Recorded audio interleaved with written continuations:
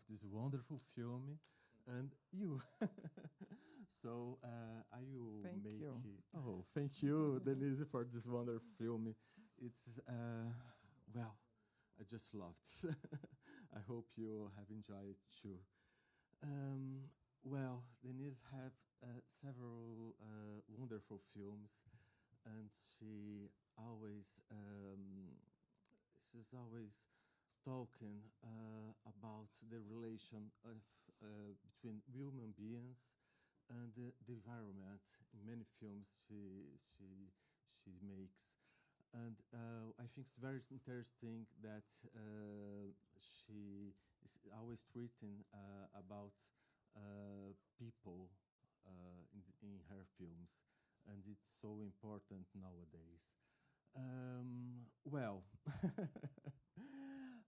let me introduce myself. I'm an architect. My name is Cláudio Valente, and I'm a professor too.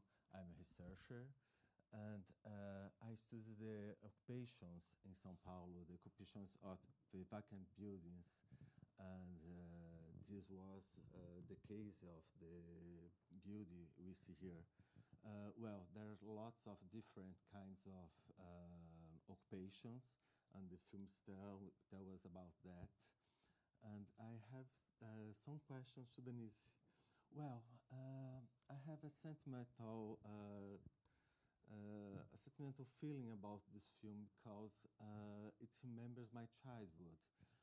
When I was a child, I used to live in a suburb, and every time I was sick or when I was visiting my grandmother, I used to cross the city and pass in place where we could see these buildings, these glass buildings. I was always laid on my car's father, and I have the opportunity to see this building when I was very young. When I was at university, I could know that these buildings, part of these buildings, was for Roger Zmekhol, the father of Denise, and it's really special to be here now. Well, I have some questions. So we both grew up with my father's buildings. Yeah. Watching they grow. Yeah, I watched they grow and I watched it fall too. It was very sad. Well, let me see. I'm a little bit emotional with that. I'm sorry. Let me see here. I'd like to talk about these views of your father buildings. I'm saying about a view of myself, an experience of myself with this building. But when we see this film, we see people with different views of your father buildings and about that building in special. I would like you to talk to us about that experience with the opinion of these people. About the occupation? Oh, or the before? occupation, the architects. Well, I think was a very iconic building. It was building in the 60s. I think was one of the first three facades, curtain wall facades was kind of something unique at the time, right? I think we had, Niemeier's had made one in Rio, but was one facade, only curtain wall. So had a lot of technology, was totally different than other office buildings at the time. So there was this praise about the building, and and there were so many dreams that people had about this building. People who were trying to do the cultural lab, and then the occupants of the building, the residents who thought they could be living there, it'll be their homes. So yeah, there are all kinds of decades looking at that building and looking at many different purposes that the building could have. Okay. Well, there's there's something special, very special in this film. That at the final line of the movie says that Pele Vidro, the great mirror of Brazil, invites us to dream of a new future, a future that includes everyone. Wow, it's so beautiful, even in their absence. This phrase is uttered at the beginning of the film by Carmen Silva, a leader of homeless movement in the center. This woman's songs, as well many leaders of other movements, of other occupations, were blamed and pressed by the collapse of this building. Choosing this phrase is a very strong gesture and an invitation for us to reflect. I would like you to comment on this.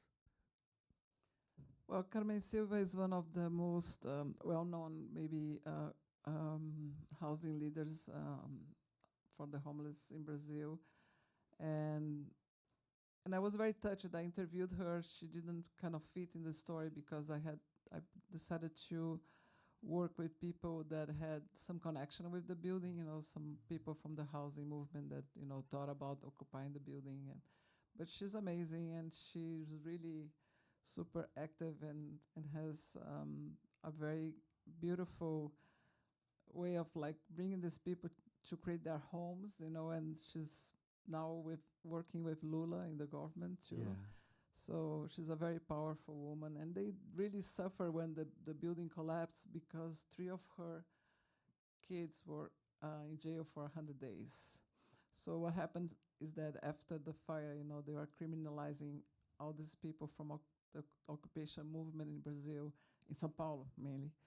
And there were like 5, housing leaders who were in jail for 100 days. So, and 3 of them were her kids. So, and she was also there. They wanted to arrest her, but she was hiding like a lot of other people because there was no sense. They were like connecting them to the fire, and criminalizing the movements because of the fire, saying that all movements are the same. So it was kind of unjust, and there was no judgment, and they just arrest them. So it was just the beginning of Bolsonaro coming to power and all the repression. Okay, thank you very much. Well, any questions? Someone would like to make a question? Oh, please, come on.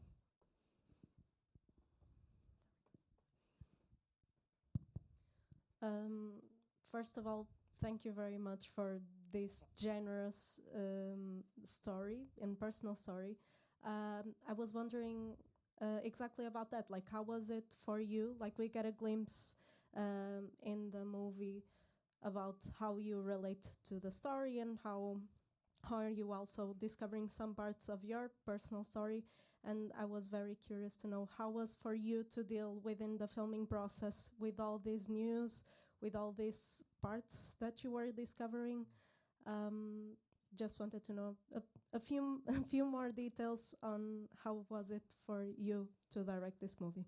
Was the longest and most expensive therapy of my life to begin with. It was really painful. I cried so many times making and editing the film, and I feel much better. I feel I understood more the whole. I processed everything.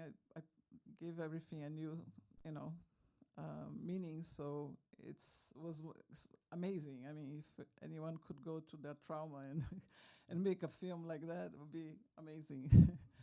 But it was painful. It was painful, and when the building collapsed, it was just like a big shock. And I was in California, and I tried to get inside for so long, and I was like, oh my God! And what happened? And I just got into the first plane that I could take to Brazil. Yeah, and yeah, I was full of emotions the whole time. Like not getting inside the building was almost like not getting back to my father's house. So there's all these other things that are happening, and I was like, why they don't let me in?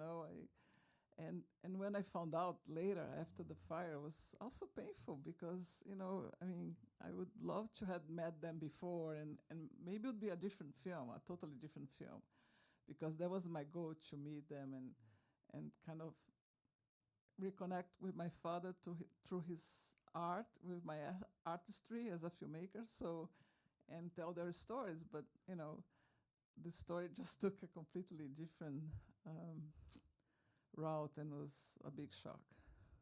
It was hard, so I'm recovering.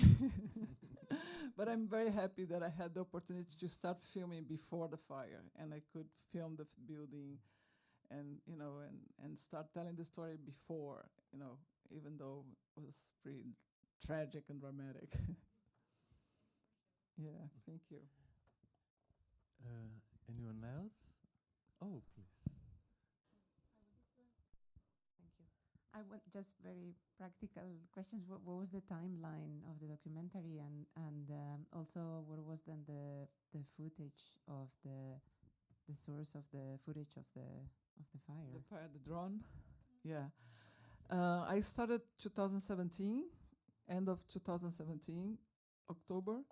The building collapsed in May 2018. So it was like 6 months. Yeah. Yeah.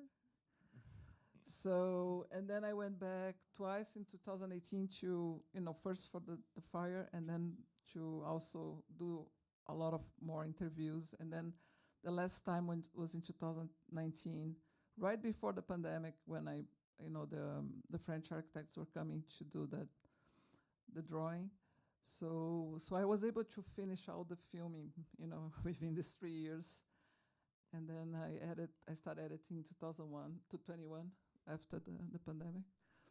And the drone was something that happened, like I arrived from the airport, my photographer, the photographer was filming with me, picked me up, and he said, you know, I heard someone was filming for another film, a short film, you know, a drone in downtown, and they saw the fire, and they filmed the fire. And I was like, wow. So I found the guy. We found the guy. and he was just, was a scene that the drone was going to come back to the roof of, you know, the rooftop of a building, and the whole crew was a short film. And they're all going to wave to the camera or something, you know. And then he said, no, you can have it, you know. I mean, you can license. But, you know, it was amazing that I could have it. And it's like, so, it's like $1 million shot, right? It's like, how can I mean, it's tragic, it's awful, but it's also, you know, it just like the shock, like, you know, it goes and like, is that the building? Is that the building? Yeah, it is the building. Yeah. Okay. Anyone else? Oh. Hello, thank you so much, Denise, for your film. Very complex and very difficult, as you said. You said it was also catharsis, in a way, like a therapy. And the mood of this festival is learning to unlearn. So I would like to ask you, what did you learn with this process of the film, and what did you unlearn about? Thank you, very good question. Because, you know, there was a shock to see the building, you know, in that stage, the way I found the building in 2018. When I first saw it, it's like, oh my God, you know, I didn't know the building was occupied until maybe a year earlier, you know, 2016. And I was shocked. I was like, oh my God, you know, this was such a special building. It's so beautiful. What's going on here? So I was sad. I was mad. I was like, wow, what's going on? And the film has the same process that I went through, which was like a change of heart, you know. So when I started like learning and seeing, and when Pele, you know, took me everywhere, it's like I was opening my heart, like, yeah, you know, God, it was abandoned, you know, people have no place to live. They're like almost 500,000 families without home in São Paulo, only the city of São Paulo. So you start like, you know, understanding. So that was a big, you know, like unlearn and learn at the same time, because it was shocking to see the reality. And of course, it wasn't the best even for them because, the building was an office building, had one bathroom every floor. So, they're being neglected really in the way they're living there. But the understanding of like the need to have these buildings being occupied by people who need home is pretty obvious, right? I mean, these days, but maybe what are the buildings that they should be occupying that they'll be safe? So that's, my point. And so what I think unlearning is almost like, right? I don't know if I unlearn or learn something that I unlearn. It's complex. This is very good. It's like, but it was mainly for me was this change of heart that I was very honest, and I wanted to share that with the audience. I didn't want to say, oh, it's great that they're living here. No, it wasn't great in the first moment, So I wanted to take the journey, this emotional journey with me, because also I didn't want to make a film that was obviously activist or I wanted people to reflect and feel and make bring these human stories in a more emotional way. So I think it's better for a wider end audience. So more people, even people who don't care about these issues, maybe they can start reflecting. So, it's like, no, I'm not telling you how to think. I just want you to feel. Anyone else? Oh. When the building was for the police, and we can imagine that it could stay for the police, do you think you would find your father there? Or do you think you find yourself and not your father, but that was the purpose of the whole story and of the film? To look for my father in the building? You were finding your father in the film. That's the story. And if the building was for the police, maybe you wouldn't found neither your father, neither you. Yeah. And in the end of the movie, you said that you find your father, but didn't you find yourself? Well, it's two kind of questions, right?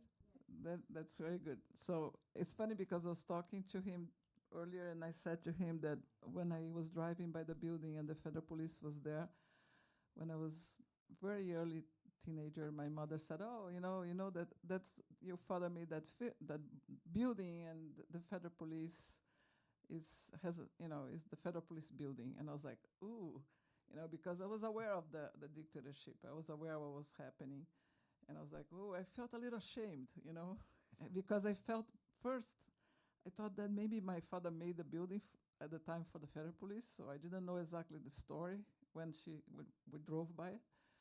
And so that was the first kind of strange impact that the building had in my life, like, oh, how weird. So, sorry, I got lost. If I found myself, I found my father. Yeah, yes, because it's like people you're always reflecting people inside you, like the meaning of anyone in your life is the meaning you give them. So I had to kind of work that meaning again and understand and be a little more, far away from that trauma to understand what happened, and that happens, he was a complex person like all of us, and he was a genius, but maybe emotionally he was a little less emotionally mature, at that age, I think it's the main generation of men at that time, they were less mature. Yeah, I hope it's changing because it's really hurtful to everyone around them. But I think in Brazil that's how it was. I can tell you, right? Yeah. Brazilians here. Yeah. That's how it was, So women suffered, and sometimes they didn't have a voice and didn't know how to. They had to be perfect, and not being perfect, was not allowed, was not well perceived, So, yeah, no, I did. It was beautiful. It was a beautiful journey. Very painful, but very beautiful. Thank you for your question. Well, I think you have time to one more question. Someone? Oh. Two questions. Oh, two sorry. questions. Oh, Well, thank you so much. I was just curious. I'm assuming that you have been following a bit of the housing activists and this state now after Bolsonaro is gone, and I bet things are changing. I was wondering if you could share a little bit of what you've recently heard of the state of the housing activists and the coordinators, and how it's like for them now. It's better, but it's still hard because the president is in the left, but the governor and the mayor of São Paulo, they are both Bolsonaro allies in a way. I mean, so people, there's some tension, and they're being very careful, and they're afraid of doing more occupations now because the police is coming right away and they can't stay. Because if you stay 48 hours after you occupy a building, then it takes longer for you to, you can stay longer in a way legally, if there is an eviction. But if they come right away, then they take you out. And it's still lots of empty buildings, which is, yeah. yeah, that could be occupied or used. Thank you very much. It was a very, very interesting movie. My question was more about the politics and the organization of those occupations. It seemed that in this one, it was obviously very badly managed, but I understood that the organizers didn't even live with the occupiers. It was almost like slumlords. I wanted to ask, whether they lived, and of course, all the other activists you show, they're very responsible, very kind. But is it the norm that the activists don't share the living conditions or live in the occupations, because sometimes then they can, even without malice, like neglect or underlook some of the things these people need? So is it common for the activists not to live, or is it that discussion? Should they share so that they can better understand the needs in the occupations? I think they most of them, they share, or sometimes they do the first building they occupied, and then that building is a building that they negotiate with the government, that they are able to stay and becomes their home. That's happening too, which is good. Like they are paying a little rent that is they're buying out their apartment from the city. But most of them are within, like Pele lives in a place that they occupied with Uelita as well. They're living the same place they occupied long time ago, and they keep occupying other buildings. But usually, yes. And those people, they did have two of them living in the occupation, and they were like the leaders inside the occupation in that building. But there was very intense for the people there too, for the residents, because they would be like, knocking the doors and saying you didn't pay, and we're gonna evict you. So it was really like landlords. Yes. Like illegal landlords. They behave like landlords to the end, up to the end, right? They just left with the money. Yeah. Okay. Oh, there's someone else. Okay. Let's do it. I thank you so much. I wish we could have shared this film with so many people that are experiencing homelessness here also in many other cities in all over Portugal. And I wonder, how accessible is your film to the activist communities and the people that are experiencing homelessness in Brazil? Like, did you publish it? Do you plan to? How do you share this? Yeah, we can talk to if you want, but I haven't showed the film in Brazil. I'm showing this year. Yeah, I'm going to Brazil in October, which will be. I mean, I was in Brazil. I showed to the press, to some people, only just the crew, because I wanna, make something bigger and special. But the US is gonna be on PBS. So I'm looking for distribution in Europe, and probably later it will be in the digital platforms. But for now, I'm still showing festivals and special screenings. But I'm looking into, have it more available. Yeah. Well, Denise, I want to congratulate you for the success of this movie, this fantastic movie, and so many festivals. I know it has been very successful. I want to say thank you very much for sharing this movie first, and so many reflections, so important at this moment. Many thanks to the audience for all the questions, to Paulo Moreira, and all those that made this festival possible. Thank you very much. No, thank you for Arquiteturas to have my film, and thank you all for staying and coming to see the film. And I wonder what are you thinking, because I see all this. Thank you. Thank you, Paulo. Thank you. Your whole crew is amazing.